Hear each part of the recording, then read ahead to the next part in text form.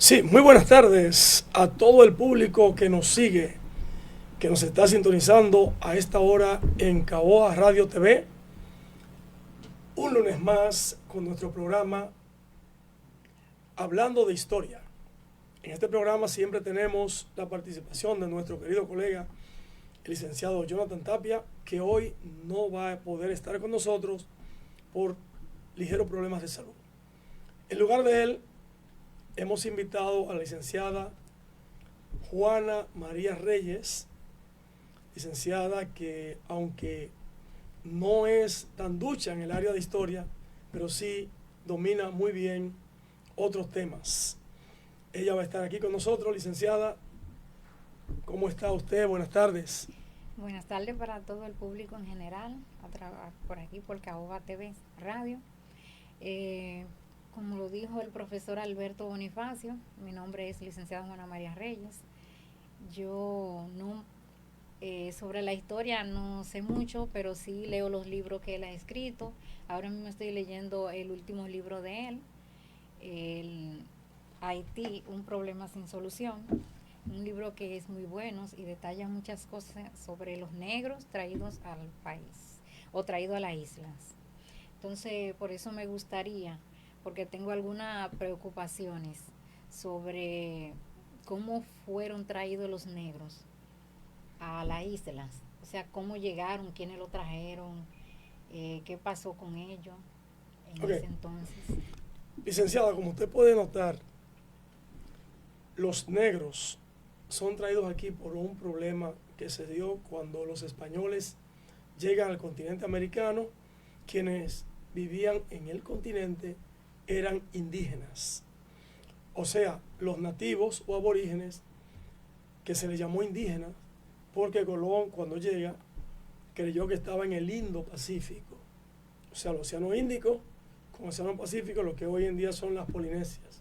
O sea, esa historia de que pensó que estaba en la India es una historia mal contada. En el diario de Colón lo dice claro, habló de las Indias, plural. Entonces, un siglo después, los indígenas o indios o aborígenes, como se les quiera llamar, fueron desapareciendo por el trabajo duro al cual fueron sometidos. Perdón, cuando él se refiere a las Indias, o sea, se refiere es porque en el continente habían indios o porque se refirió a varias islas que la cuales las componían lo que es la Hispaniola. Bueno, déjame decirte algo. Cristóbal Colón, cuando se embarcó en la búsqueda de las especias, y ese tema yo lo había tocado anteriormente con Jonathan Nieves, las Indias Occidentales, a lo cual se refería él, era la zona que hoy en día son las Polinesias.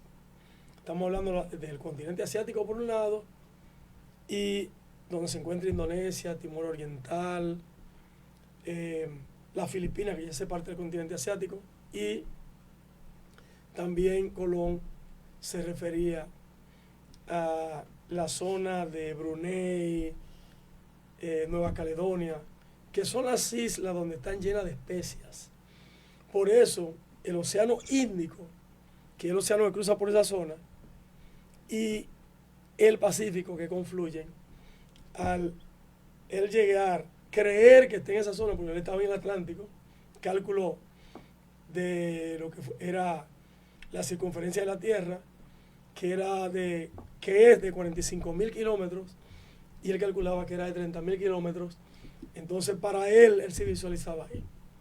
Eh, Antes de tú ponerme ese mapa, que eso es más para adelante, déjamelo atrás, donde están los esclavos negros.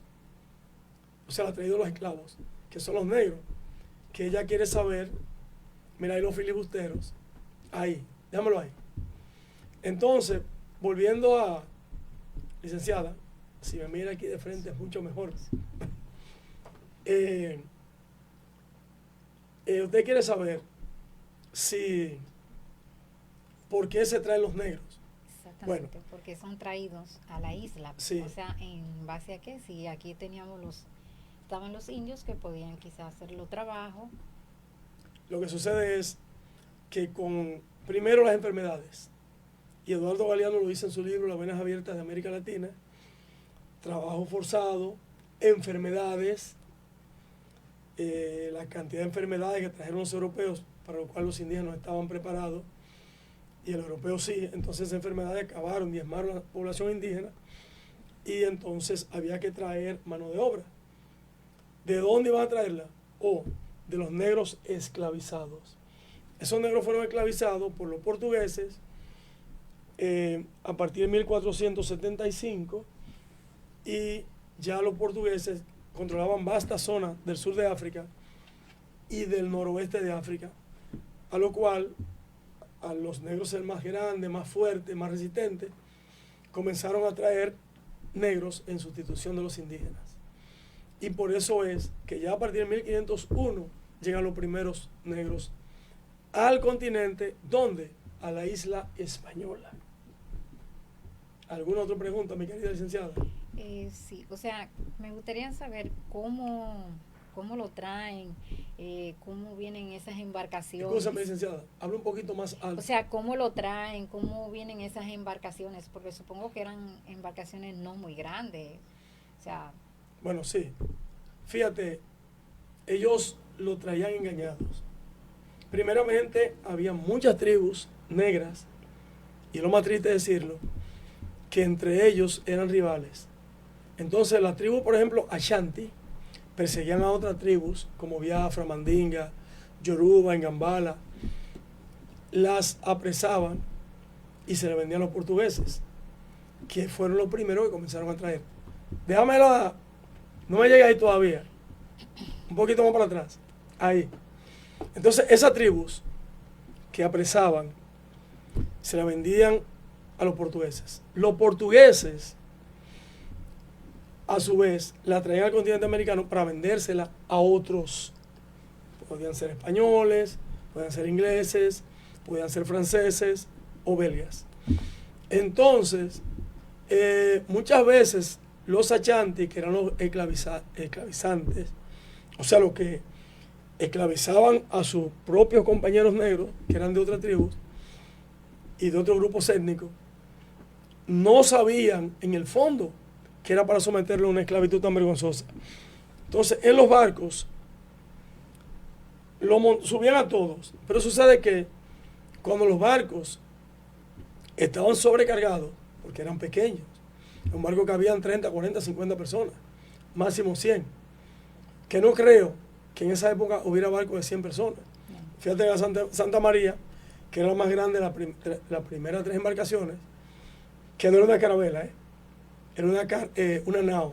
La carabela era la Pinta y la Niña. En la Santa María habían 40 personas. Entonces, ¿qué sucede? Que cuando sentían que el barco podía hundirse, veían a los negros que tenían menos características,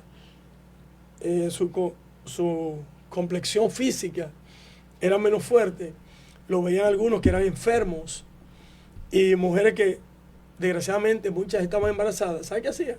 ¿Qué hacían con ellos en ese momento? Agarraban un tipo de esos contenedores que hoy se le llaman lastre. Sí.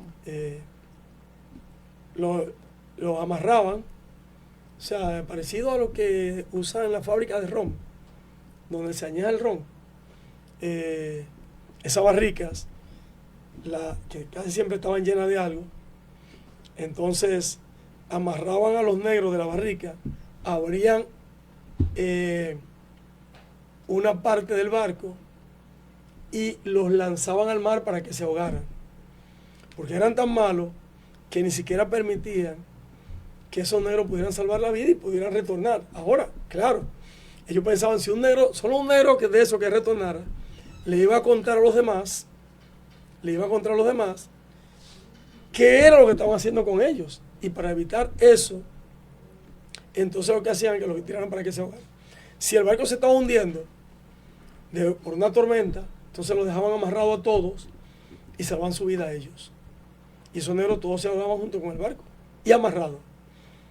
Entonces, llegaban a la isla o al continente los negros en mejores condiciones. Les examinaban los dientes y los vendían como en un mercado persa. ¿Y qué hacían con las mujeres que llegaban al continente? O sea, la poca que podían llegar. Bueno, Que supongo que la mayoría eran hombres los que llegaban. no, traía muchas mujeres también para trabajo de la cocina y para prostituirlas, sobre todo las que eran más jóvenes. Si tú viste de Chica da Silva, te diste cuenta, puedes notar que había casos que traían negras muy hermosas y las obligaban a prostituirse, incluso las rifaban. O sea, que le sacaba la rifa era el primero que estaba con ella y luego las demás. Y la que se negaba, entonces las sepultaban casi viva con la cabeza afuera. Así fue. O sea, eso eran uno de los castigos que le daban. Exactamente. A los que se negaban a hacer lo que ellos decían. Y esos castigos eran de los menos malos. Por ejemplo, en el caso de Leopoldo II, quien se repartió el Congo belga, cuando los europeos se repartieron a África en 1885, Leopoldo II, con la cuestión de la fiebre del caucho, para hacer gomas, neumáticos, obligó a todos los negros, niños, adultos, mujeres y ancianos, a que le impuso una cuota. Y quien no cumplía con la cuota, le cortaba un brazo o una mano o le sacaba un ojo. Y ese brazo tenían que exhibirlo. O sea, mostrarle, bueno, cortamos 500 brazos. Tenían que llevarle 500 brazos a él como premio. Y simplemente porque el negro no cumplió con la cuota, sea un adulto, un niño, una mujer o un anciano. A otros, si trataban de escapar, le mochaban una pierna. Eso mismo quería preguntar. Cuando ellos trataban de escapar, yo estuve leyendo en el libro que lo amarraban, lo dejaban días sin comer, sin darle agua. O sea, eran muchos castigos que le daban. Incluso también lo marcaban con un hierro caliente para saber cuál era su amo. Exactamente, o sea que cuando ellos llegaban aquí, los compraban. Y el amo era el dueño de una cantidad X de negros. Como habían hecho originalmente con los indígenas, en los repartimientos, luego en las encomiendas y finalmente en las leyes de Burgos. Entonces, con los negros, después de examinarlo, compraban los que estaban en óptimas condiciones para trabajar. Y a las mujeres, para prostituirlas o para trabajar las que tenían más suerte en el trabajo del hogar, cocinando, limpiando las casas.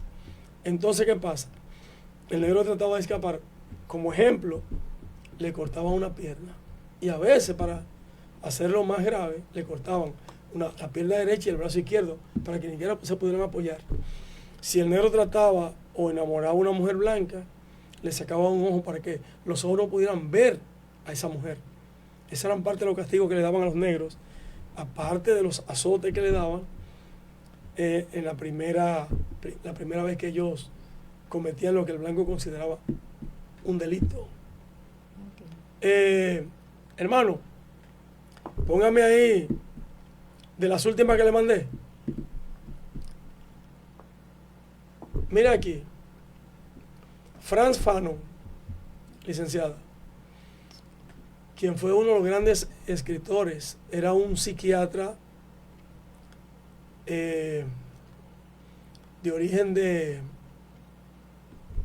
martiniqueño. Entonces, Frantz Fanon, él habla de cómo los negros desarrollaron neurosis y otro tipo de enfermedades cognitivas por el maltrato del colonialista. Por ejemplo, ponme la siguiente. Y sobre Perdón. Mira, se utilizó mucho, licenciado, excusa, lo que es la pigmentocracia. ¿Qué era la pigmentocracia? Un sistema de poder que jerarquizaba a las personas según su color de piel. Mientras más blanco tú eras, más privilegios tenía. ¿Me entiendes? Mientras más oscuro, más barreras tenía. Eso lo describe Frantz Fanon, que todavía hasta 1950 se estaba dando eso. No es percepción, no es sensibilidad. Es una estructura que define quién asciende y quién lucha el triple. Entonces eso le llamó pigmentocracia y originó problemas cognitivos en los negros porque no dejaron de aceptarse. ¿Me entiendes? Ponme la siguiente. Y escúchame, licenciada. Mira aquí. Este es Frank Fanon. Frank Fanon, él describe el concepto fobogénico como el racismo. El concepto fobogénico, ¿verdad?, fue uno de los problemas neurocognitivos que desarrollaron los negros, con lo que le expliqué anteriormente, como el racismo que construye estereotipos que generan temor, horror y aversión irracional hacia un sujeto o grupo. ¿Me entiendes? Eso se llama la fobogenia. Esa fobogenia la desarrollaron los negros por el maltrato que le dieron los colonialistas. Entonces, párenmelo ahí. Dígame, licenciada. O sea, que ellos por su Hable color, más alto, que ellos por su color de piel tenían ese problema, desarrollaron esa condición. ¿Me entiendes? Esa condición porque veían, por ejemplo, un negro del color de nosotros iba a dirigirlos a ellos. Entonces adquiría privilegios que no tenían los negros más oscuros. Y se lo decían claro, le decían, mira, tú vas a ser el capataz. Si era hembra y estaba en la cocina, iba a ser la mayordomo. Entonces, el capataz gozaba de ciertos privilegios, no los encadenaban, dirigían a los demás, ¿me entiendes? Y por lo tanto, mientras más negro era, mayor era el castigo. Vamos a hacer una breve pausa, señores, y continuamos después de un par de comerciales.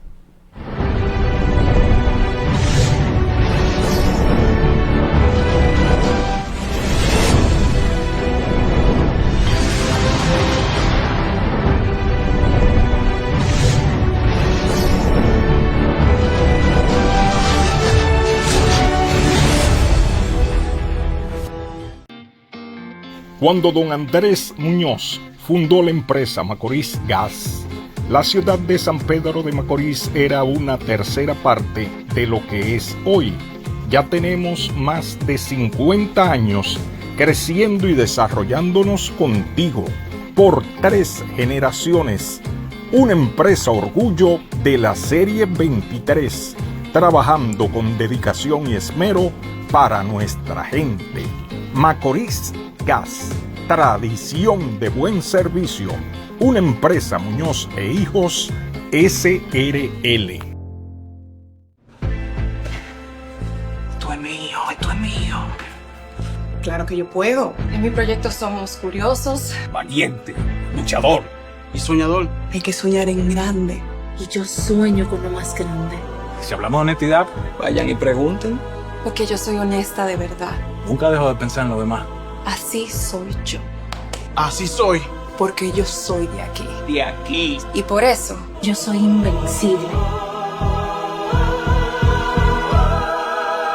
Cuando los dominicanos creemos en nosotros mismos, somos invencibles. Lo sabemos porque somos Banreservas, el banco de todos los dominicanos.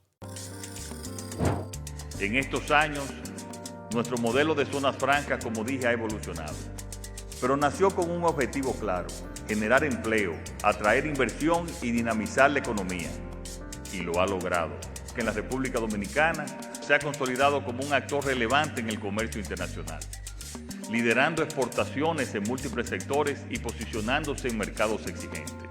Sectores como dispositivos médicos, industria eléctrica, BPO, tabaco y logística reflejan la capacidad del país para competir y liderar en distintos segmentos. Pero no nos hemos detenido ahí. Hoy estamos en una nueva etapa. Una etapa en la que las zonas francas no solo generan actividad económica, sino que elevan la calidad de esa actividad. Hemos avanzado hacia la transferencia de tecnología, la innovación y la sofisticación productiva. Hacia un modelo que no solo produce más, sino que produce mejor. un modelo que integra el talento, el conocimiento y las capacidades industriales.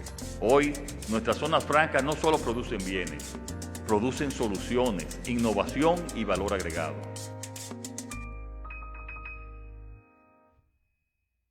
En Óptica Oviedo, los martes son gratis. Sí, todos los martes en Óptica Oviedo, los cristales son completamente gratis por la compra de tu montura. Y los jueves son de doble ahorro, porque al comprar tus cristales, la montura te sale completamente gratis. Así que dile adiós a esos lagrimeos o fuertes dolores de cabeza y visítanos en la sucursal más cercana de tu localidad. Disfruta de nuestras grandes ofertas los martes y jueves con mercancía al último grito de la moda. Para más información, síguenos en las redes sociales. Ciertas condiciones aplican. Óptica Oviedo, más que óptica.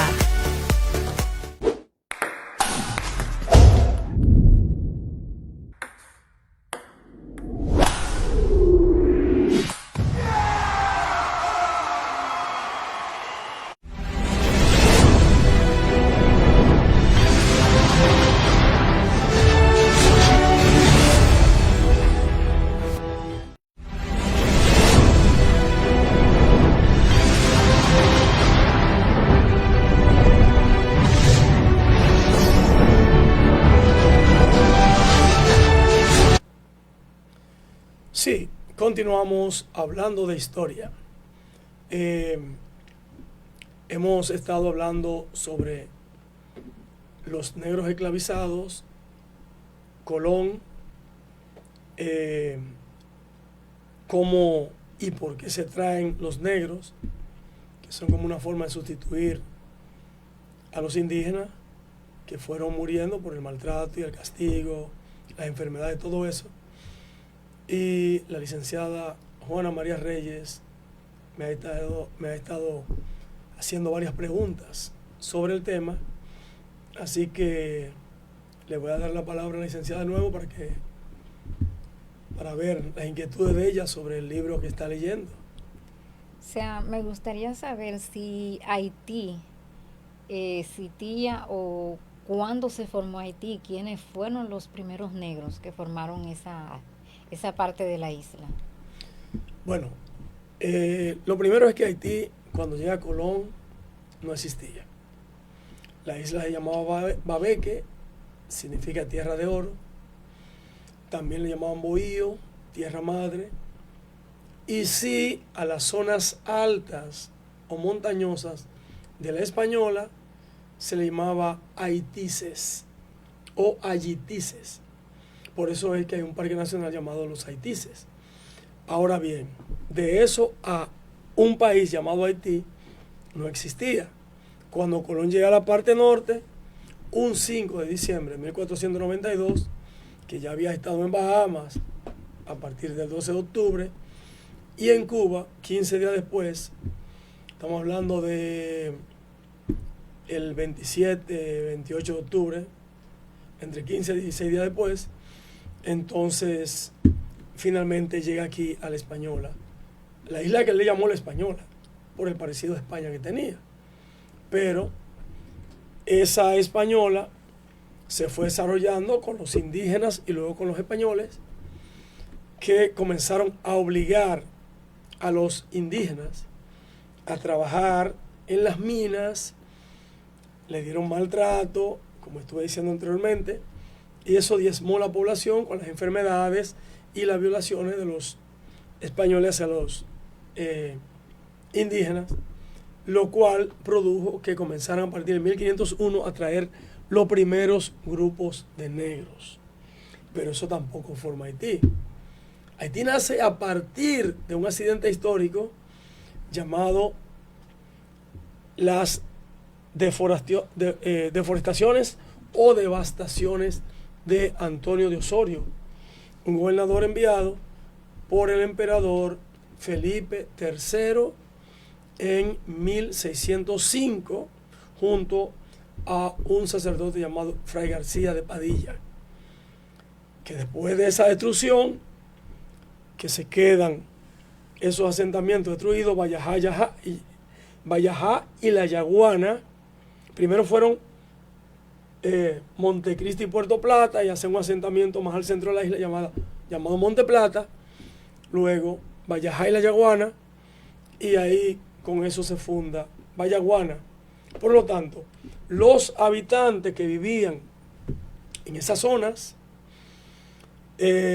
muchos perdieron sus reses, otros fueron ahorcados, como Hernando de Montoró, que había sido incluso gobernador de esa parte, pero se resistió y no quiso salir de ahí, alegando que se iban a morir sus ganados. Además, los negocios que tenían por ahí eran tan importantes, lo que produjo entonces que ellos, en retaliación, en represalia, decidieran quedarse viviendo por ahí junto con los filibusteros y los bucaneros, que tiempo después, ya para 1660, Luis XIV envía a Bertrán de Orllón como gobernador y lo asienta en la isla de la Tortuga. Y ese es el principio de la fundación de Haití. ¿Alguna otra pregunta? O sea, ¿y quiénes fueron los primeros negros? O sea, que se levantaron en contra de los blancos o de sus esclavizadores. Ok, fíjate qué pasa, Juana. Cuando llega Colón, que comienzan a traer los negros, aquí se trajo una cantidad de negros, pero limitada. Aquí, según estudios, no llegaba a un 10%, como mucho era un 8 o 9%, ya que aquí se vivía de la ganadería. Había muchos hatos ganaderos, y de esos hatos ganaderos, el más grande quedaba en el este, comprendía el Ceibo, comprendía una porción incluso de lo que es San Pedro, una porción de lo que es Higüey, y otra porción de Sabana de la Mar, lo que se le llamó el hato mayor del rey. El rey Carlos V, en todo su territorio en ultramar, esos hatos utilizaba primero indígenas y luego negros. Entonces el trabajo de la ganadería no demanda tanta mano de obra como el trabajo de los ingenios. Entonces muchos de ellos fueron incluso a vivir a la parte oeste. Había cierta agricultura. Se había traído la caña de azúcar a partir de 1504.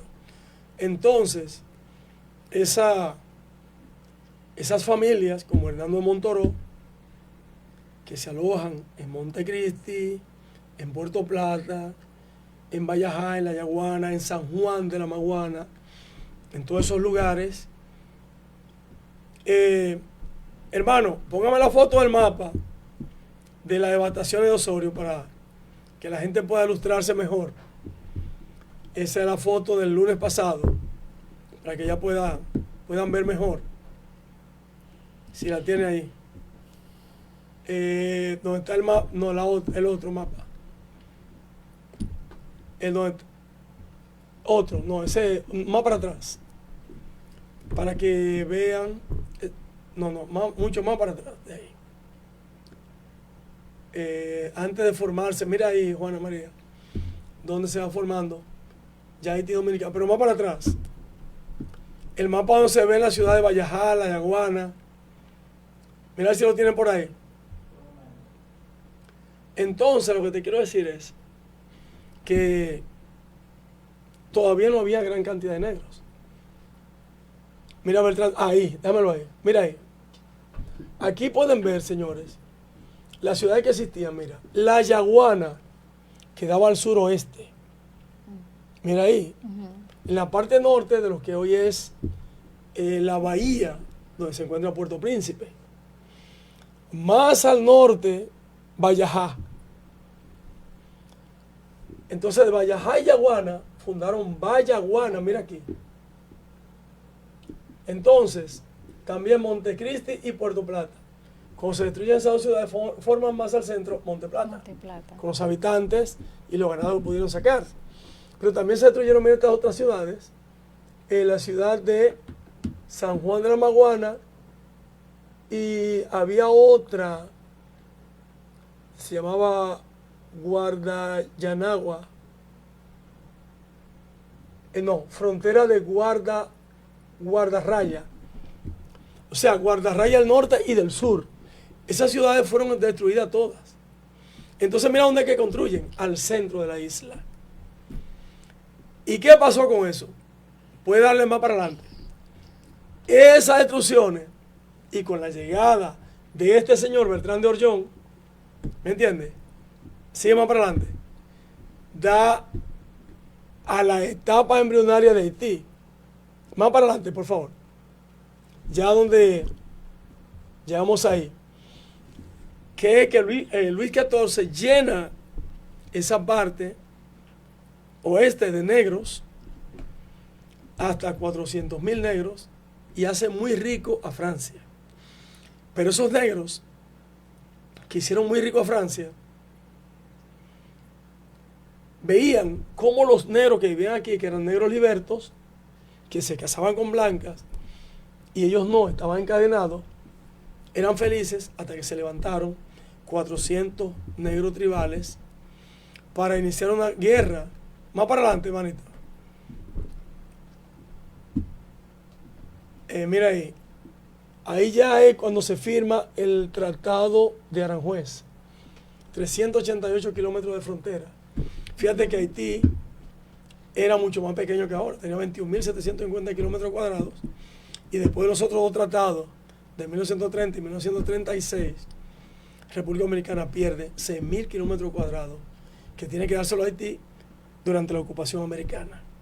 Y por eso es que en 1937, un año después, Trujillo produce la gran matanza del Perejil, porque entonces, no conformándose con que le dieron 6.000 kilómetros cuadrados, los haitianos seguían invadiendo la frontera y seguían robando animales hasta que Trujillo, incómodo, medio ebrio, dio un golpe en la mesa con el puño y dijo: mátenme a todo el que no sea dominicano que ustedes encuentren de este lado. Esa matanza, claro, el pueblo dominicano no la aprobó, pero había un dictador llamado Trujillo que tú no podías llevarle la contra. Incluso Freddy Prestol Castillo, en su libro El masacre se cruza a pie, él escribe sobre eso, pero el libro él empieza a escribirlo en el 37 y lo publica en el 70, tiempo después que Trujillo y su familia murieron. ¿Me entiendes? Y ahí habla sobre qué fue lo que pasó. Entonces, Haití se forma sangre y fuego. Pásame la siguiente página. Dame el favor. Es ahí cuando se firma, mira, el tratado, después del de Aranjuez, el de Basilea. Llega un momento que Francia toma todo el control de la isla. Eso es durante la Revolución Haitiana. Sigamos más adelante, el próximo. Mira aquí, ya la parte francesa, la parte española. Fíjate que nosotros éramos mucho más grandes de lo que somos hoy en día. Luego la próxima, hermano mío.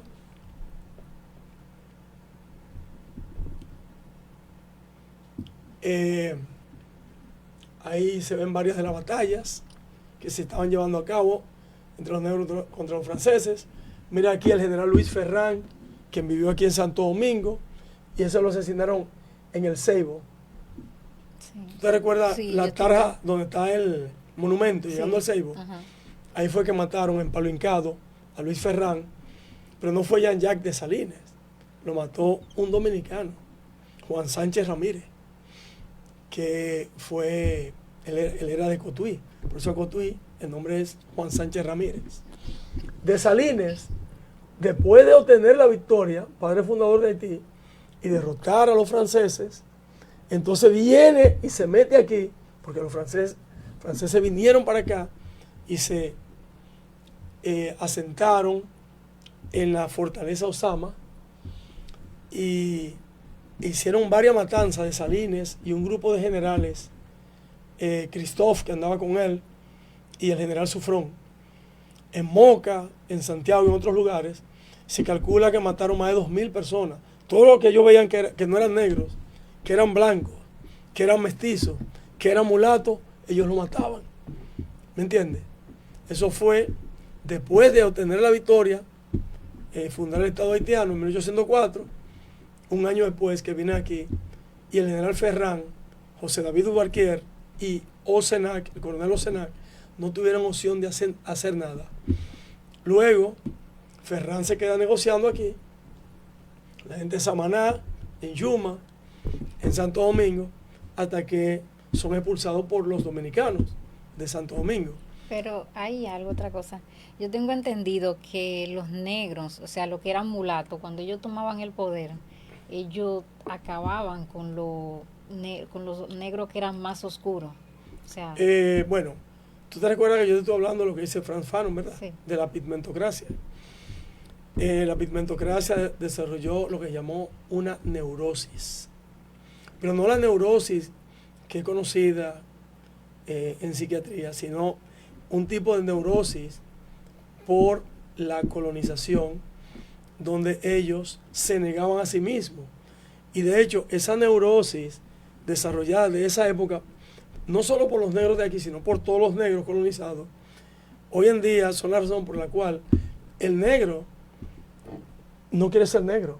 El negro va a Europa y quiere casarse con una blanca, quiere que sus hijos sean blancos. Y eso narra Frantz Fanon. ¿Me entiendes? Aquí en el país se dio lo que se llamó el bovarismo, donde el dominicano no se siente ni negro, ni blanco, ni nada, se siente dominicano. Y punto, ¿me entiendes? Y Fanon lo describe muy claro. Esa neurosis produjo entonces la fobogénesis, ¿me entiendes? Que es el miedo a ser negro. Esa neurosis. Entonces, ¿qué pasó en Haití? Haití inmediatamente toma el poder de Salines, que derrota a Francia, derrota a Inglaterra, derrota a España, junto a todos sus generales. Lo primero que crea vuelve a lo que se llama las industrias que él había destruido, como la caña de azúcar, los ingenios, la fábrica de ron. Entonces mete a los negros en lo que se llamó el monocultivo y los obliga a trabajar dentro de las fincas hasta 12 horas, bajo el supuesto de que no eran esclavos, pero estaban obligados a trabajar. O sea, una semi-esclavitud. Esa era una forma de esclavizarlo. Entonces, sobre todo a los mulatos. ¿Y qué hace Alexander Petion? Pero ven acá, y no luchamos contra la esclavitud. Y mata a Dessalines. Y al matar a Dessalines, producen una guerra civil entre Henri Christophe y él. Por eso Haití se divide en dos. Eso fue antes de invadirnos. Se divide en el reino de Christophe al norte y la República de Petion al sur. La República de Petion era mulatos y él se dedica entonces a ayudar a Bolívar, a Miranda, a Santander en las luchas por la independencia de los países latinoamericanos, la llamada Gran Colombia, y le da las armas napoleónicas. Mientras Christophe, ¿sabe qué hace Christophe al norte? Crea otra esclavitud, se autodenomina rey, el rey Henry I, y obliga a miles de negros. Yo creo que tú veas en Haití la Ferrier, la Citadel, que eso queda allá arribota, casi a 2000 metros para arriba. ¿Cómo esa gente pudieron subir esos cañones tan pesados? Entonces, Christophe finalmente, después de la muerte de Petion, Boyer toma el poder y crea las condiciones para que se desestabilice el gobierno de Christophe, haciéndole entender a los propios negros que Christophe era racista siendo negro. Boyer era mulato. Y Christophe se da un tiro con una pistola de oro y una bala de plata. Y ahí entonces Boyer reunifica el reino. Y Haití se convierte en una sola república. ¿Y qué hace Boyer inmediatamente? Le manda una carta a Núñez de Cáceres diciéndole que los tabaqueros y la pequeña burguesía del Cibao estaba pidiendo que ellos le dieran su protección. Tenía miedo de que España o Francia tomaran la isla de nuevo. Tenía cierta lógica en ese momento, pero lo que los dominicanos, la pequeña burguesía, no se dio cuenta es que la ambición de Boyer llevaba más allá. Era de adueñarse de toda la isla. Apoderarse de lo que era la isla, la Hispaniola completa. Entera. Entonces, ¿qué pasó? que finalmente en la carta dice que viene como amigo, que viene a darle protección, que no quiera Dios que venga en otro sentido. O sea, una amenaza soterrada. Y se aparece con 30.000 hombres en 1822 y le dice, vengo en son de paz. Aquí habían 400 soldados mal armados. ¿Y qué hace? Lo primero que hacen los haitianos ya, cuando nace Haití. Haití nace en 1804. ¿Qué hacen? Cierran las universidades. La iglesia católica la limitan, le quitan todas sus propiedades. Prácticamente era un cierre disimulado de la universidad. Prohíben la pelea de gallo. Y prohíben el idioma español. ¿Me entiendes? Y eso es lo que comienza a revoltear a los padres fundadores. Duarte, que en ese momento cuando llega Boyer, tiene 9 años. Mella tiene 6 y Sánchez tiene 5. Y ya, eso fue en 1822. Y ya para 1838 eran jóvenes que fundaron la Trinitaria. Vamos a hacer una breve pausa y continuamos.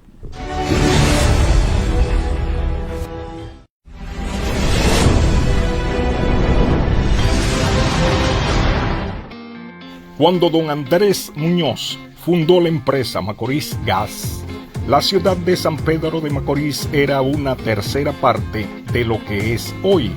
Ya tenemos más de 50 años creciendo y desarrollándonos contigo por 3 generaciones. Una empresa orgullo de la serie 23, trabajando con dedicación y esmero para nuestra gente.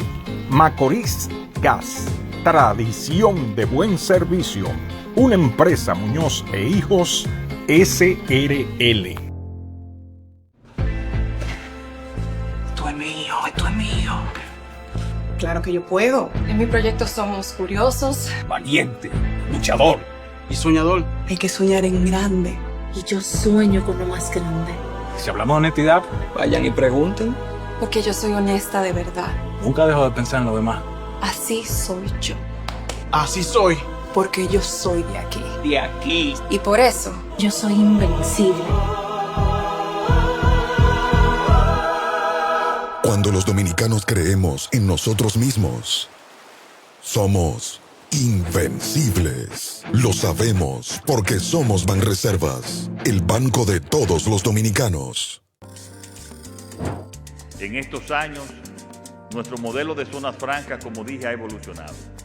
Pero nació con un objetivo claro: generar empleo, atraer inversión y dinamizar la economía. Y lo ha logrado, que en la República Dominicana se ha consolidado como un actor relevante en el comercio internacional, liderando exportaciones en múltiples sectores y posicionándose en mercados exigentes. Sectores como dispositivos médicos, industria eléctrica, BPO, tabaco y logística reflejan la capacidad del país para competir y liderar en distintos segmentos. Pero no nos hemos detenido ahí. Hoy estamos en una nueva etapa. Una etapa en la que las zonas francas no solo generan actividad económica, sino que elevan la calidad de esa actividad. Hemos avanzado hacia la transferencia de tecnología, la innovación y la sofisticación productiva. Hacia un modelo que no solo produce más, sino que produce mejor. Un modelo que integra el talento, el conocimiento y las capacidades industriales. Hoy, nuestras zonas francas no solo producen bienes, producen soluciones, innovación y valor agregado.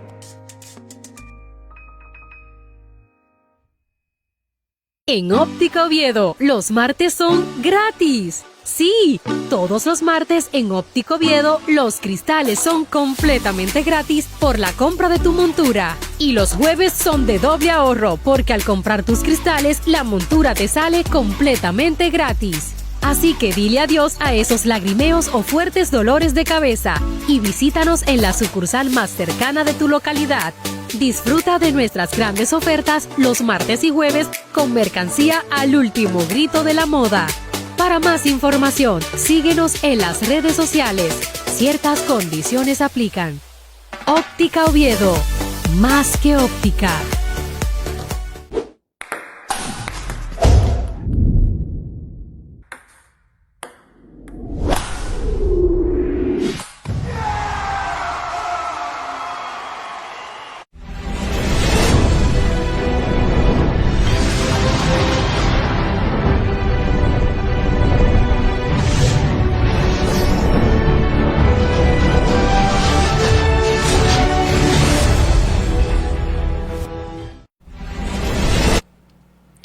Sí, continuamos, damas y caballeros, con la última parte del programa, hablando de historia.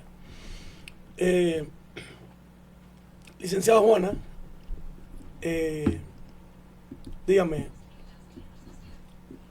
¿alguna pregunta?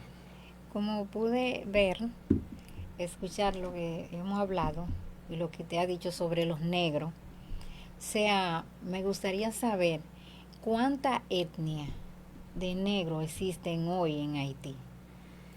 Bueno, dame decirte algo. Yo te puedo hablar de cuáles fueron las que trajeron.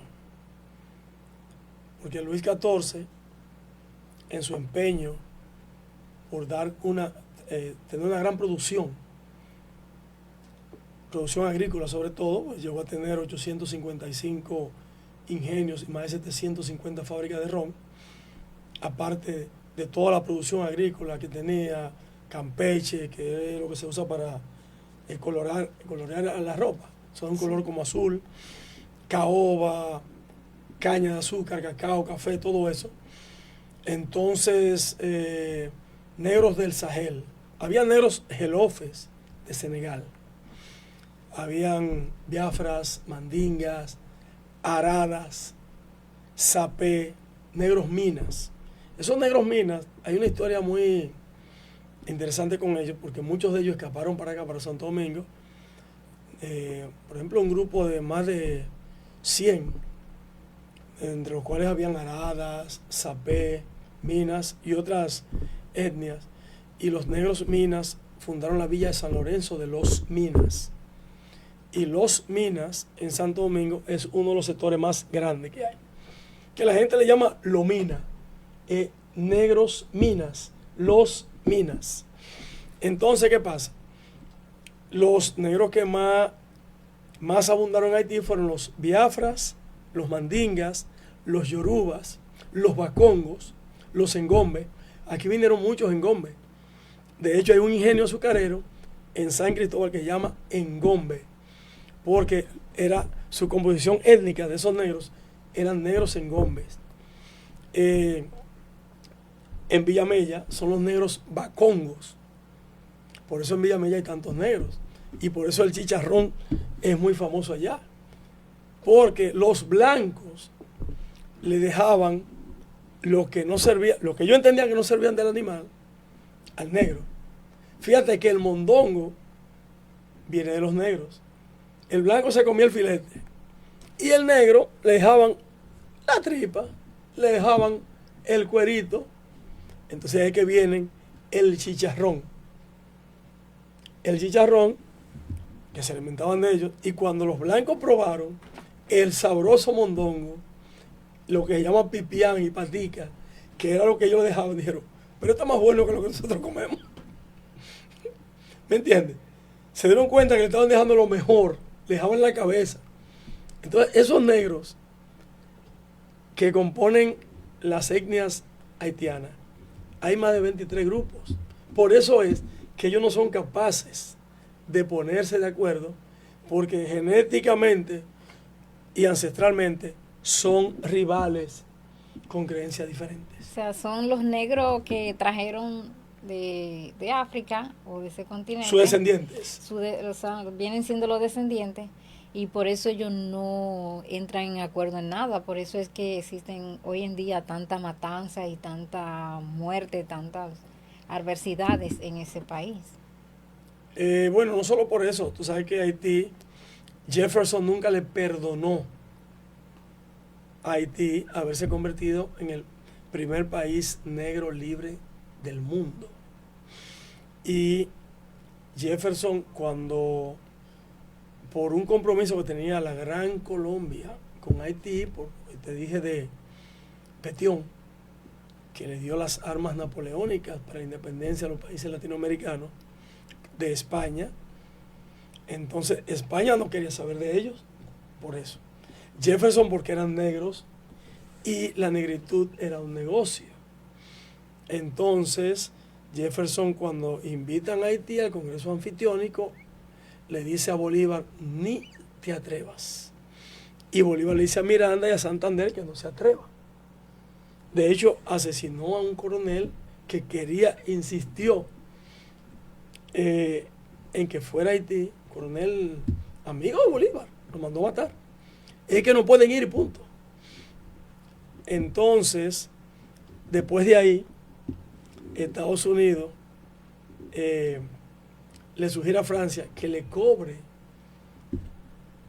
los daños causados por la destrucción de todas las fábricas de ron y de azúcar, resarcir esos daños, y al decirle que cobraran los daños, le hicieron un boicot y Haití tuvo que pagarle 150 millones de francos oro, que eso duró de 1822 a 1950, más de 100 años pagándole esa deuda eterna que se hacía más grande por moratorias, pago de moratoria y préstamos para pagar el préstamo.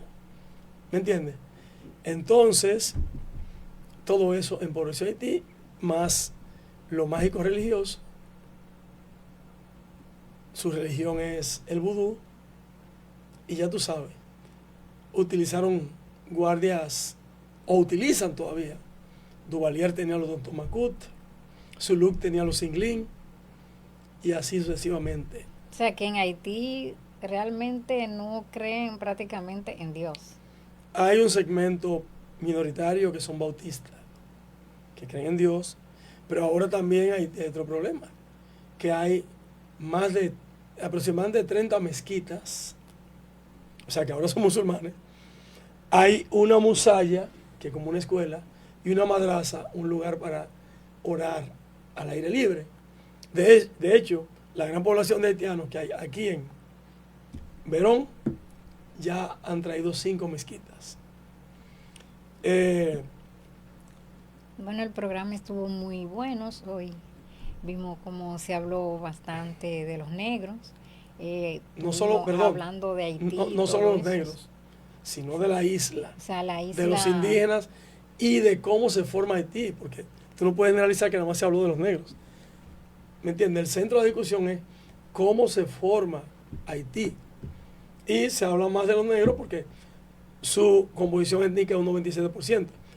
De todas maneras, muchas gracias a todos por haber visto una vez más nuestro programa cultural, hablando de historia, y esperamos que el pueblo dominicano y extranjero también, que ama la cultura, siga dándonos seguimiento en nuestro programa Hablando de Historia. Nos vemos el próximo lunes, Dios mediante. Hasta la vista.